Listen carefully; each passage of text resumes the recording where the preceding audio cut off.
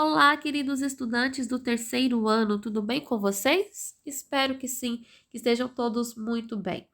Eu sou a professora Jéssica, da disciplina de arte, e vamos dar continuidade nos nossos estudos através da semana 3 e 4 do material complementar. Na semana 3, vamos falar um pouco do teatro de sombras, e é muito importante que vocês saibam que esse entretenimento, né, utilizando ali bonecos e sombras, é tão antigo quanto o teatro, né? O teatro a gente tem ali a narrativa de que ele surgiu lá na Grécia, né, combinado ali ao deus Dionísio e toda essa representação de deuses e outras histórias através disso. Entretanto, quando a gente fala de teatro de sombras, é muito importante a gente olhar muito, muito lá atrás. Mas lá atrás, onde, professora? Lá na pré-história, né? Onde o homem ele não tinha é, outras maneiras de se entreter. Logo, quando descobriram o fogo, a sombra ela também era uma novidade. E a sombra passou a ser uma forma de entretenimento e também de representação. Então, o teatro de sombras, o teatro de boneco, ele tem o seu surgimento, né, muito, mas muito lá atrás do que o próprio teatro, a representação, as máscaras e entre outros ali, e os gêneros, ok? Então vamos lá. Muitos efeitos podem ser alcançados através da movimentação, tanto de bonecos quanto ali na fonte de luz. E o marionetista, que é a pessoa que controla uma marionete, pode fazer essas figuras andar, dançar, lutar, acenar, cantar e rir. E é a arte praticada por um grupo de mais de 20 aí países, tá? E o teatro de sombras, ele também se faz presente. É então uma velha tradição de uma longa história no sudeste da Ásia, tá? Especialmente então ali, né, nos lugares que são Indonésia, Malásia, Tailândia e Camboja. Então, é uma arte ali considerada antiga, né, de países ali asiáticos como China, Índia e Nepal, e também é conhecida no Ocidente. Então, quando a gente fala de teatro de sombras, é mundialmente conhecido e se faz presente até hoje. Só que o teatro de sombras, diferente dos outros gêneros teatrais, tem a sua diferença, tem a sua singularidade. E o teatro de sombras, por exemplo, não há falas, não há diálogo, apenas música e a representação por meio desta música. Então, a atividade de vocês vai ser o quê? Fazer o uso, né, do teatro de sombras. Então, seguindo a orientação, né, tesoura, palito, ou pode ser graveto, fita adesiva, vocês vão recortar esses bonecos e preparar o seu teatro de sombra.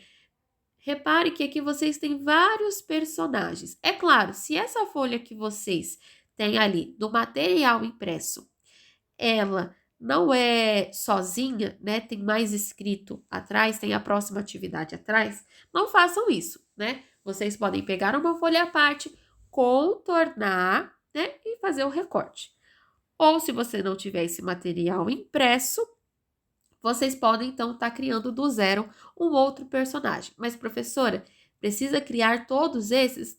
Não necessariamente. Só quantos aí você quiser. E, claro, depois disso, se divirta ali fazendo teatro de sombras na sua casa.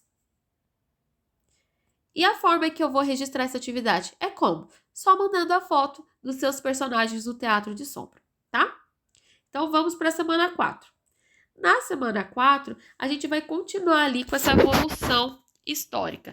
Aqui trazendo um pouco da pré-história, da arte na Idade Antiga, a arte na Idade Média, tá? E a atividade. Então, quando a gente fala da pré-história, a gente lembra logo da arte rupestre, né? E a arte rupestre nada mais, nada menos que foi a maneira, né, de comunicar do homem. Por quê? não haviam ali, né, as palavras, né, não havia a escrita. Então, através dessas figuras, né, foi o meio que eles encontraram, então, de registrar o seu cotidiano e deixar registrado a forma com que viviam para que os próximos que viessem já soubessem dessas informações, ok? Então, nesse sentido, né, temos sítios arqueológicos em diversos lugares aí, em diversos países. E claro, ainda que não havia comunicação, né, entre esses países, nota-se, né, que possuíam então as mesmas características. É uma coisa ou outra que diferencia, né? Por exemplo, alguns sítios arqueológicos vão ter mais gravuras, outros vão ter mais cenas de caça retratada e outros alguns símbolos diferentes. E por aí vai, porque vai da particularidade, né, de cada grupo. Então, quando a gente fala da arte na Idade Antiga, a gente tem então as civilizações pré-clássicas, que são na Europa, no Médio Oriente, na África, na Ásia Menor e no Extremo Oriente, né? Então, temos evidente ali o desenvolvimento, né, de civilizações muito inteligentes, que são os gregos, romanos, hindus, africanos, chineses, egípcios e mesopotâmicos, que viviam ali à sua maneira. Mas se a gente pegar para analisar, né, já se tinha todo o conhecimento matemático, astronômico, de linguagens, inclusive, porque a escrita nasceu nas civilizações pré-clássicas, né, na antiguidade. Tínhamos também conhecimento da filosofia, digamos assim, porque já se filosofava nessa época.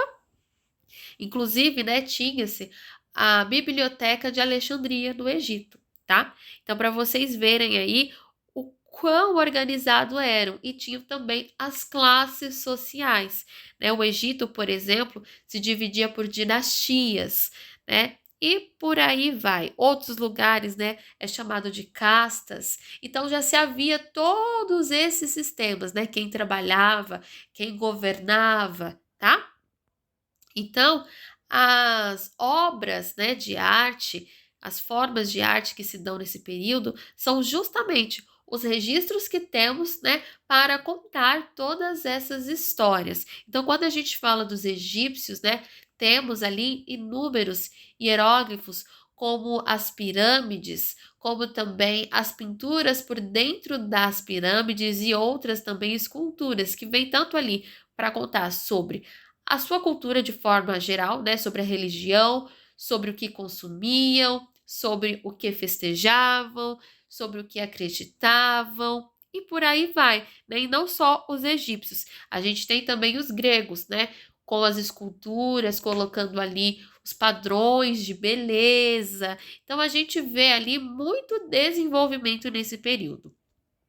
E logo passamos também para a Idade Média, que é também uma riqueza de mistura cultural entre muçulmanos, cristãos, germânicos e outros povos, né? Então a arte na Idade Média ela se destaca muito pela questão da arquitetura, pelas pinturas, né, em afrescos ali dentro dessas arquiteturas, justamente ali ligadas à Igreja Católica, né, que foi ali que dominou naquele período. Então, tudo, né, se tinha ali ligado a essa religiosidade, né, e as histórias bíblicas, tá? Então, a gente tem ali as pinturas bizantinas, a gente tem ali pinturas também pelas mesquitas islâmicas, a arquitetura de catedrais, né, estilo gótico, a gente tem os vitrais e muito, muito mais. Então, a atividade de vocês é baseado ali, né, no que vocês viram, no que vocês conheceram sobre, vocês vão pesquisar por imagens da pré-história, da Idade Média, e vocês vão então se expressar aqui livremente. Então, por exemplo, professora, eu escolhi a Idade Média. Então, vocês vão fazer um desenho inspirado ali na Idade Média. E vice-versa ali na Idade Média, na pré-história. Se vocês quiserem também, né, escolherem a Idade Antiga, fiquem à vontade. E claro, não deixem de caprichar, tá bom? Um beijo para vocês e até mais.